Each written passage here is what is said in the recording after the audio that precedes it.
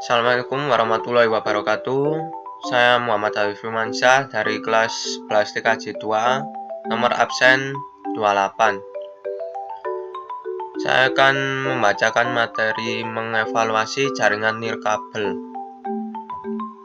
Pengertian jaringan nirkabel. Jaringan nirkabel adalah teknologi yang menggunakan dua piranti untuk bertukar data tanpa media kabel. Data dipertukarkan melalui media gelombang cahaya atau seperti teknologi infrared pada remote TV atau gelombang radio, Bluetooth pada ponsel dan komputer dengan frekuensi tertentu. Jenis-jenis jaringan nirkabel. Nirkabel WPAN atau Wireless Personal Area Network adalah sebuah bentuk komunikasi wireless yang terbatas hanya pada jarak pendek dan umumnya hanya terbatas untuk dua buah perangkat elektronik. Fungsi dan kegunaan WPAN. WPAN sama dengan jaringan nirkabel pada umumnya, yang berfungsi untuk menghubungkan perangkat peripheral atau seperti printer, Android atau handphone, dan peralatan rumah lainnya atau tablet atau PDA ke komputer, atau hanya dua komputer terdekat tanpa menggunakan koneksi server. Contoh, Bluetooth, infrared, Zigbee. Nirkabel WLAN atau Wireless Local Area Network adalah sebuah bentuk komunikasi nirkabel yang memiliki area terbatas seperti dalam suatu ruangan ataupun sebuah gedung.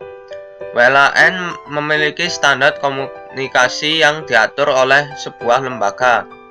Standar komunikasi data yang digunakan dalam WLAN umumnya adalah Keluarga Institute of Electrical and Electronics Engineers atau IEE 802.11. Fungsi dari wireless LAN adalah untuk digunakan mengakses jaringan berdasarkan jangkauan wilayah LAN atau yang dikenal dengan area lokal dengan menggunakan jaringan tanpa kabel atau nirkabel dengan frekuensi radio. Nirkabel WMAN atau Wireless Metropolitan Area Network adalah jaringan wireless network dengan transfer data berkecepatan tinggi yang menghubungkan beberapa jaringan WLAN di berbagai lokasi seperti kampus, perkantoran, pemerintahan, dan sebagainya. MAN ini merupakan jaringan yang tepat untuk membangun jaringan antar kantor-kantor dalam satu kota, antara pabrik atau instansi dan kantor pusat yang berada dalam jangkauannya. Fungsi dan kegunaannya untuk membangun dan implementasi sistem jaringan yang mengkolaborasi antar server guna untuk memenuhi kebutuhan internal perusahaan dan pemerintahan dalam mengkomunikasikan suatu jaringan yang dipergunakan yang sehingga bisa melakukan kegiatan seperti chat, messenger, video line, sebagainya. WWAN atau Wireless Wide Area Network. Wireless Wide Area Network adalah koneksi ini dapat dibuat mencakup suatu daerah yang sangat luas seperti kota atau negara melalui penggunaan beberapa antena atau juga sistem satelit yang diselenggarakan oleh penyelenggara jasa telekomunikasinya. Fungsi dan kegunaannya. Jaringan nirkabel mempunyai fungsi dasar yaitu mengirimkan data dalam bentuk panggilan telepon, halaman web, video streaming, dan lain sebagainya. Konektivitas WWAN memungkinkan pengguna dengan laptop dan kartu WWAN untuk menjelajahi web, cek email, atau menyambung ke jaringan privat virtual atau VPN dari mana saja dalam batas-batas regional layanan seluler. Berbagai komputer telah terintegrasi kemampuan WPAN. Komponen jaringan nirkabel. 1. Access point. Perangkat ini paling umum untuk digunakan membagi sebuah jaringan internet seperti gedung, sekolahan, kantor, apartemen, kafe-kafe, dan berbagai fasilitas lainnya. Namun, access point bukan hanya bisa digunakan untuk membagi jaringan internet saja, namun bisa juga membagi file dan data. 2. Antena omni. Antena omni berfungsi untuk memperluas coverage area hingga beberapa kilometer.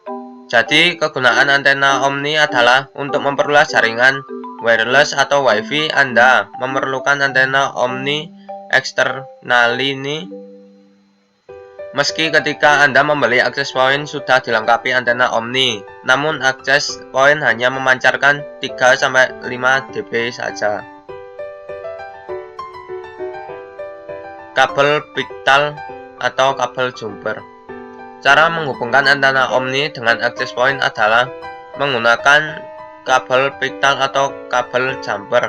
Sangat diperlukan untuk menghubungkan antara antena omni dengan access point. Hanya maksimal yang diperlukan menghubungkannya tidak usah terlalu panjang, hanya cukup 1 meter. Karena selebih dari itu Anda akan mengalami degradasi sinyal atau loss dB. 4. POE atau Power over Ethernet. Kegunaan dari POE atau Power over Ethernet adalah agar kabel listrik tidak dinaikkan ke atas untuk menghidupkan access point. Maka Anda memerlukan alat POE ini yang fungsinya menyalurkan arus listrik melalui kabel Ethernet atau kabel UTP atau STP. Dengan alat ini maka Anda tidak perlu repot-repot lagi mengulur kabel listrik ke atas tower.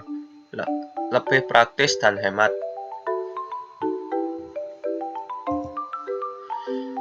5. Kabel UTP atau STP. Meski kita sedang membahas perangkat jaringan wireless, akan tetapi kabel ini cukup dibutuhkan untuk melengkapi jaringan nirkabel. Peranan kabel juga diperlukan. Kabel UTP atau STP ini diperlukan untuk menghubungkan antara access point dengan jaringan kabel pada LAN lokal Anda. Jadi di bawah ini kita bisa tancapkan ke komputer gateway atau router atau ke hub atau switch pilihan kabel UTP atau STP yang berkualitas baik guna meningkatkan kualitas arus listrik yang dilewatkan melalui POE.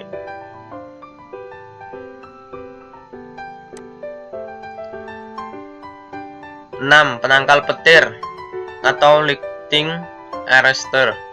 Perangkat ini berperan sebagai pengaman dari petir, maka Anda memerlukan alat ini yang berfungsi menyalurkan kelebihan beban listrik saat petir menyambar ke kabel atau perangkat Anda, pembumian atau grounding.